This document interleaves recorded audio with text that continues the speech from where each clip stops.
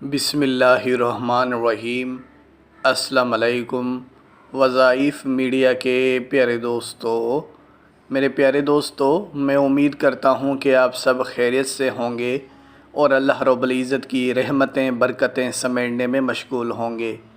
प्यारे दोस्तों, आज की इस वीडियो में हम आपके लिए 12 रबीउल अव्वल से पहले का एक ऐसा नहायत ही आसान और मुजरब वजीफ़ा आप लोगों की खिदमत में पेश करने जा रहे हैं, जिसे अगर आप करते हैं तो यकीन करें ये ऐसे कलमात हैं जो कि अल्लाह की बारगाह में हर हाल में कबूल होते हैं।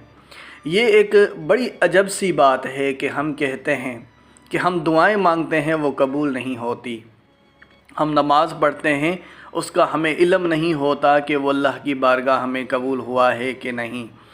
और हम हज़ार तरह की इबादत करते हैं, लेकिन हमें शक व शुबहात होते हैं कि अल्लाह रब्बुल इज़्ज़त हमारी इस दुआओं को कबूल करेगा कि नहीं, इन इबादत को कबूल करेगा कि नहीं। और वाकई में हमें मालूम नहीं होता। लेकिन एक ऐसा कलाम है जिसके बारे में कहा गया है कि ये जो भी शख्स पढ़ेगा वो अल्लाह की बारगाह में लाजमी कबूल होगा। और वो कलाम क्या है? वो कलाम है दुरूद पाक। प्यारे दोस्तों, दुरूद पाक एक ऐसा तोहफ़ा है कि जिसने एक बार पढ़ा उसको 10 नेकियां मिलती हैं, उसके 10 गुनाह माफ़ होते हैं और उसके दर्जात बुलंद कर दिए जाते हैं। यही नहीं, दुरूद पाक की एक और बहुत बड़ी फ़जीलत कि ये जब भी पढ़ा जाएगा वो अल्लाह की बारगाह में लाजमी कबूल होगा। चाहे आप अपनी ज़िंदगी में एक बार भी दुरूद पाक पढ़ेंगे तो उसका अजर व सवाब आपको आखिरत में ज़रूर मिलेगा। तो यहाँ से आप अंदाज़ा लगा सकते हो कि दुरूद पाक कोई आम ताकत नहीं है, एक बहुत बड़ी ये ताकत, एक बहुत बड़ा मौजज़ा समझ लो, जिसमें हमारे लिए बड़ा फ़ायदा है। लेकिन बड़े अफसोस के साथ कहना पड़ता है कि आज हमने दुरूद पाक जैसी इबादत को अपनी ज़िंदगी में बहुत कम कर लिया है। बहुत से लोग ऐसे हैं जो कि दुरूद पाक को पढ़ते ही नहीं हैं। हदीस पाक में आता है कि जिसने दुरूद पाक पढ़ना भूल गया, जो शख्स दुरूद पाक पढ़ना भूल गया, गोया कि वो जन्नत का रास्ता भूल गया। तो ये जन्नत का आपके लिए रास्ता है दुरूद पाक। यही नहीं, और भी इसकी बड़ी फ़जीलतें हैं जो कि इस वीडियो में बयान करेंगे, लेकिन इसका ख़ास वजीफ़ा भी आपको बताएंगे कि जिससे आपकी मन की मुराद पूरी हो जाएगी। बहुत से लोग कहते हैं ना कि हमारी हाजात पूरी नहीं होती, हमारे मकासद पूरे नहीं होते, हमारी फ़िला हाजत है, फ़िला ख्वाहिश है, हम इस काम में कामयाब होना चाहते हैं। तो ये यकीन रखें कि ये जो वजीफ़ा बता रहा हूँ ये पत्थर पे लकीर साबित होगा और बड़ी से बड़ी हाजत आपकी पूरी हो जाएगी।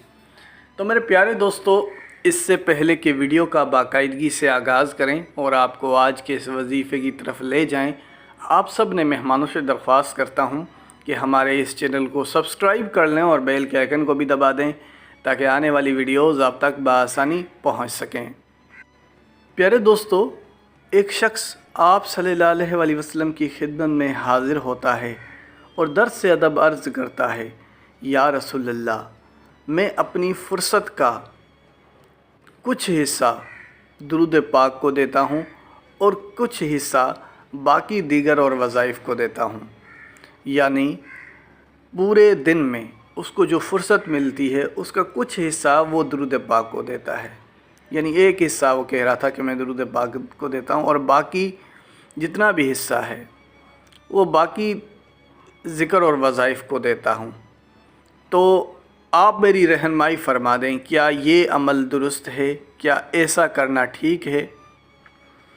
तो हुज़ूर नबी करीम सल्लल्लाहु अलैहि वसल्लम ने फ़रमाया, ए शख्स, तुम दुरूद पाक की तादाद को बढ़ा दो तो तुम्हारे लिए ज़्यादा बेहतर रहेगा।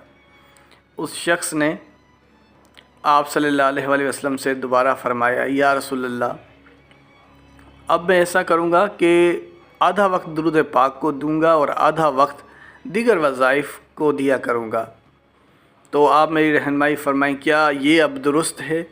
آپ نے فرمایا آپ کی مرضی ہے، لیکن اگر آپ درود پاک کی تعداد کو بڑھا دیں تو یہ تمہارے لیے اور بھی زیادہ بہتر رہے گا۔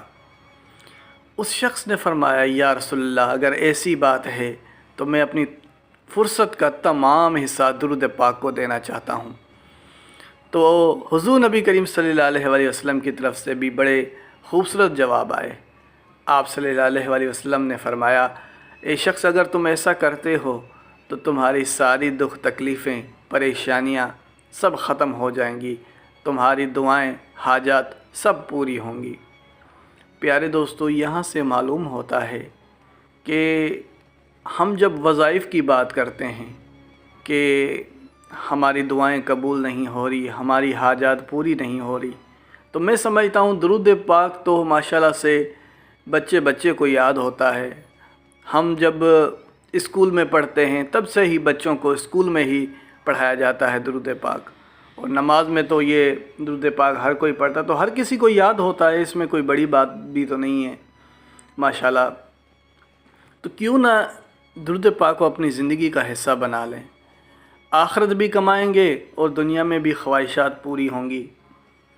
تو بہرحال یہ کچھ درود پاک کے فضائل تھے۔ اب ہم آپ کے سامنے وہ وظیفہ پیش کریں گے جو کہ 12 ربیع الاول سے پہلے یا 12 ربیع الاول تک اگر آپ یہ وظیفہ کرتے ہو تو یقین کریں آپ کی بڑی سے بڑی مراد پوری ہونی ہے، بڑی سے بڑی حاجت جو آپ سمجھتے ہو کہ میری یہ خواہش ہے اور اس کے لیے میں بہت زیادہ دعائیں میں نے کی ہیں، بہت زیادہ میں نے حاجات مانگی ہیں، لیکن پھر بھی پوری نہیں ہوئی، تو یہ وظیفہ آپ نے لازمی کر لینا ہے۔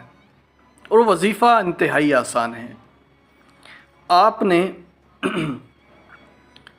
12 ربیع الاول تک نماز عصر سے کچھ دیر پہلے 12 ربیع الاول تک نماز عصر سے کچھ دیر پہلے آپ نے 10 مرتبہ درود پاک پڑھ لینا ہے، اور بیچ میں جو بھی جمعہ آئے، یعنی بیچ میں کوئی ایک جمعہ تو ضرور آئے گا، تو اس جمعے والے دن بعد نماز جمعہ آپ نے کثرت سے درود پاک پڑھنا ہے، اور اتنی تعداد میں پڑھنا ہے کہ جتنی آپ کو توفیق دے اللہ، کیونکہ اس دن خصوصاً فرشتے اس ہی کام کے لیے لگائے جاتے ہیں کہ ہم درود پاک پڑھیں اور یہ درود پاک کو آپ صلی اللہ علیہ وسلم تک پہنچائیں۔ تو یہ دن بڑا خاص ہوتا ہے جمعے کا دن، تو جمعے کا دن بھی آپ نے کثرت سے درود پاک پڑھنا ہوگا۔ تو میرے پیارے دوستو، بڑا آسان سا وظیفہ تھا۔ عصر کی نماز سے کچھ منٹ پہلے 10 مرتبہ آپ درود پاک پڑھیں، اور جمعے والے دن آپ جمعے کی نماز کے بعد کثرت سے درود پاک پڑھیں۔ پیارے دوستو، اس کے بعد دعا کے لیے ہاتھ اٹھانے ہیں، انشاءاللہ فائدہ یقینی ہے۔ تو میرے پیارے دوستو، اسی کے ساتھ اجازت چاہوں گا، اپنا بہت سارا خیال رکھیں۔ اللہ حافظ۔